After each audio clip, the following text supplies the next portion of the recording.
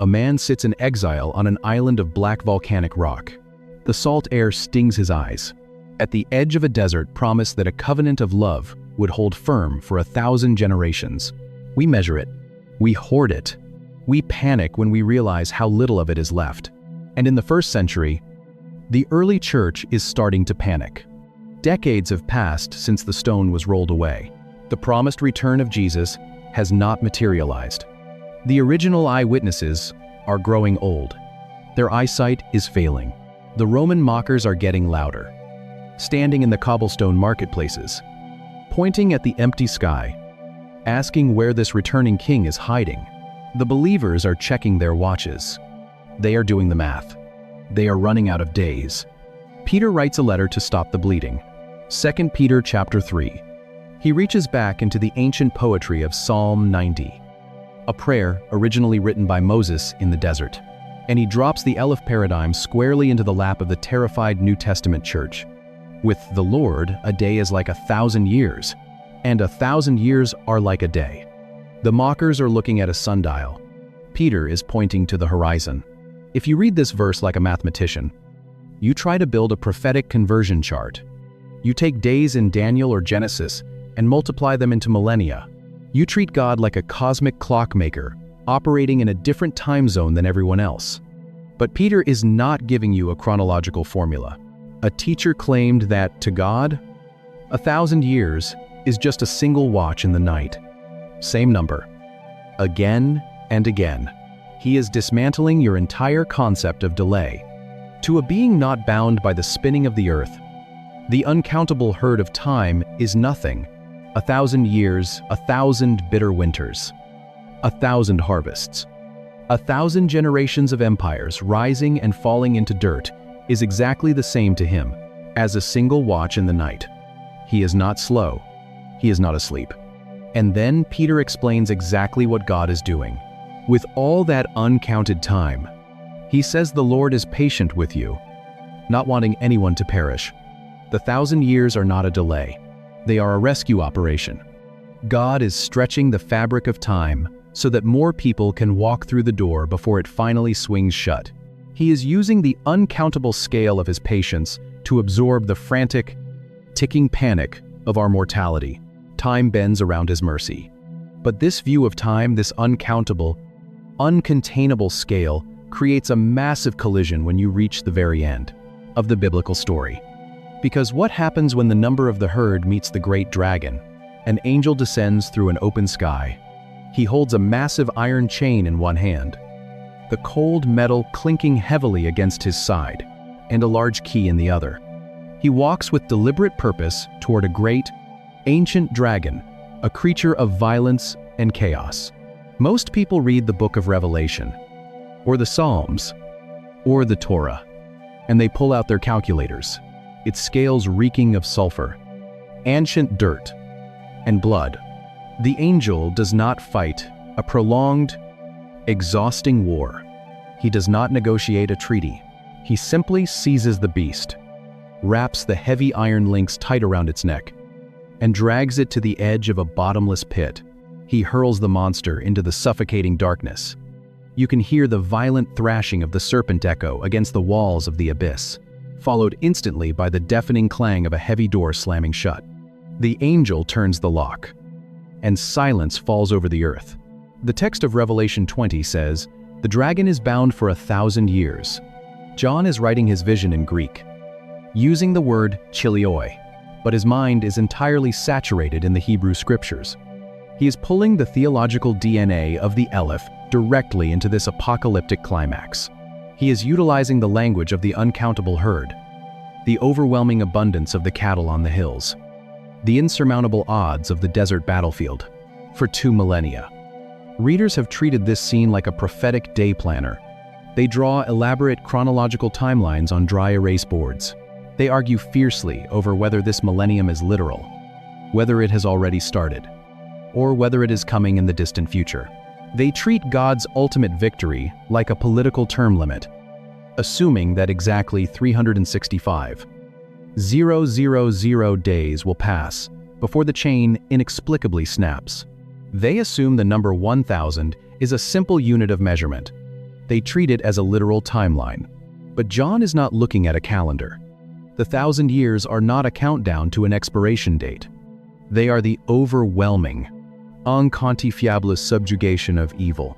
John is using the ancient symbol of the infinite to tell a persecuted, terrified church that the enemy who has been slaughtering them is completely, totally, and vastly overpowered by the authority of the risen Christ. The dragon is not just tied up for a while. He is bound with the weight of the Eleph, the absolute, horizon-stretching fullness of God's sovereign control. The enemy is locked in the abyss, and the martyrs are seated on thrones, reigning with a completeness that human digits cannot possibly contain. But what happens when a mathematically obsessed culture strips this ancient poetry of its majesty? What happens when you try to turn the grandest victory in the cosmos into a survivalist timeline? You walk into a church basement on a Tuesday night. The fluorescent lights buzz overhead.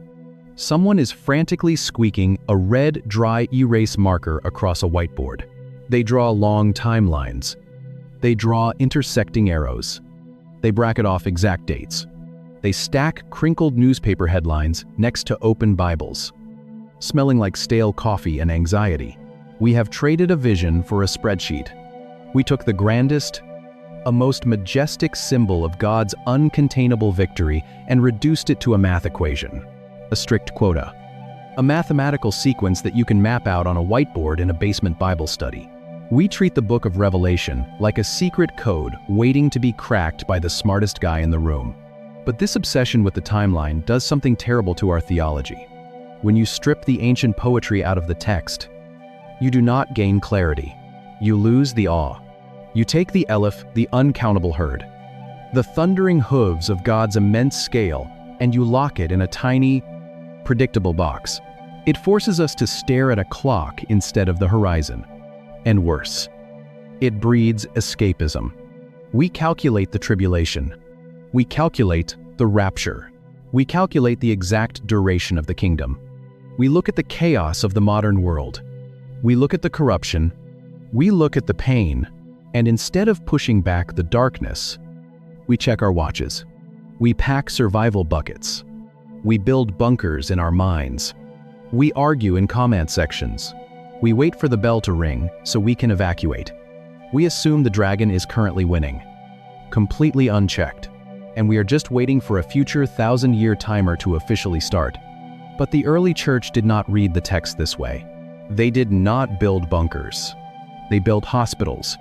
They walked into plague-infested Roman cities to care for the dying. They pulled abandoned infants out of the imperial trash heaps. They stood in the sand of the Colosseum, feeling the hot breath of starved lions on their skin. They argue over the exact start date of the millennium. They debate whether the 1,000 generations have expired yet, and they refuse to curse the name of a crucified Jewish rabbi.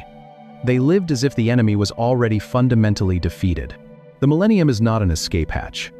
It is an occupation. It is the theological reality that the uncountable, infinite authority of God is already holding the chain. The math problem was never meant to be solved, because when you stop trying to count the days, you finally see the thread that holds the entire story together. A terrified man hid in a winepress from his enemies and learned his insignificant herd was enough to save a nation. A temple musician watched blood spill on a bronze altar and realized God owns the cattle on every visible hill. A generation of former slaves stood trembling in the desert wind and received a covenant that outlasts 1,000 lifetimes. A lone warrior picked up a bone in the dirt, and an unquantifiable army broke against him like water. A frightened church watched their calendars run out and discovered a God who stretches a single day into an era of mercy. A prisoner sat alone on a black volcanic rock and saw the ancient dragon dragged into the abyss. But if you look closer at the Hebrew root of the word itself, at the cultural imagination of the people, a word designed to count the hooves of cattle was written on parchment, and it shattered the boundaries of human mathematics. Same number. Same boundless God. But here is the part I keep coming back to. It is that guarantee in the sand of Moab. We spend our lives terrified of what we are going to hand down to the people we love. We look at our own brokenness, our unhealed trauma, the cycles we cannot seem to escape, and we panic at the math of our own mistakes. We think our failures are going to outlive us. If you are in a season where you feel like you are running out of time, or if you are carrying the weight of a generational cycle you do not know how to break, you need to step away from the calculator. Your legacy is not a ticking clock. It is a tether. The covenant does not depend on a pristine family tree, and it does not expire the moment you fail. You do not have to hold it all together by the sheer force of your own willpower. If this opens something up for you, subscribe and leave a comment. Even one word helps. Share this with someone who is exhausted by the timeline. Pray for us as we keep digging into these texts. Who originally heard these texts? You start to see something the mathematical reading completely misses. 1,000 is not a statistic. And may the God of the uncountable herd walk with you through the dirt and hold you in a love that outlasts time itself. It is a boundary. It is the ancient world's way of pointing at the horizon and admitting that the human mind cannot fathom what lies beyond it. It is not a limit on God's time. It is a description of his inexhaustible scale, and the Aegean Sea crashes violently against the stone floor of his cave. He is old now. And to understand what John was actually seeing on that island, or what Moses was promising in the sand, you have to leave the math behind. To find the answer, you do not start with a calendar. You have to step back into the dirt of the ancient Near East, before there were empires, before there were thrones. You have to start with a herd of cattle. If you open the Hebrew Bible to the book of Numbers, you find a culture trying to survive in a hostile wilderness. They are organizing a wandering nation, taking a census of tribes, marching through the burning sand of the Sinai Peninsula. They are counting men. They are counting swords. And the word they use to measure their largest divisions, the word translated in your English Bible as 1,000, is the Hebrew word Eleph. It appears over 500 times in the Old Testament, but its range of meaning is wider and much older than modern mathematics. The root of Eleph shares its DNA with the very first letter of the Hebrew alphabet, the Aleph. In the ancient pictographic script, that letter was drawn as the head of a horned ox. To an ancient Israelite, wealth and magnitude were not measured in abstract digits written on a ledger. They were measured in life. They were measured in hooves and horns. His hands shake. The last of his friends, the fisherman, the tax collector, the zealot have long since been executed or crucified. The word Eleph originally meant a herd of cattle. It described a massive collective of animals moving together, bleating and stamping, raising a cloud of dust so thick it blocked out the sun. Over time, because a sprawling herd represented a complete, self-sustaining social unit, the word evolved. It became the term for a tribal clan or a family subdivision. In Judges chapter 6, Gideon is hiding at the bottom of a winepress, beating out wheat in the dirt to keep it from Midianite raiders. An angel appears and tells him he is going to save Israel. Gideon immediately protests. He says, "My clan is the weakest in Manasseh." The word he uses for his clan is Eleph. He is not claiming his extended family contains precisely 10 hundreds of people. He is saying his herd, his collective unit, is small and insignificant. He has no weight in the community. That root changes everything about how we read the text. When the biblical authors want to express a number that breaks the human capacity to count, they do not invent a higher math equation.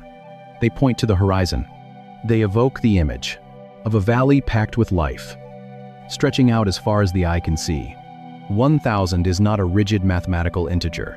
It is a visual metaphor for overwhelming abundance. It is the language of the uncountable. And this ancient, earthy imagery, he is alone, listening to the wind, and he picks up a reed pen to write down a vision that will seal the biblical canon, is exactly what a temple musician reaches for when he needs to describe the inventory of God. Blood hits the bronze. Smoke rises from the courtyard. Priests wash their hands in heavy basins of water. Another lamb is dragged forward. This is the rhythm of Jerusalem. Day after day, sacrifice after sacrifice. Men drag their wealth up the mountain. They bring bulls from their stalls. They pull goats from their pens. In the ancient Near East, the gods are always hungry. Marduk needs bread. Baal needs meat. The pagan temples surrounding Israel are essentially royal restaurants for deities who demand to be fed. And Israel is starting to treat Yahweh the exact same way. They bring their livestock. They pile up the meat. They think they are feeding the Creator.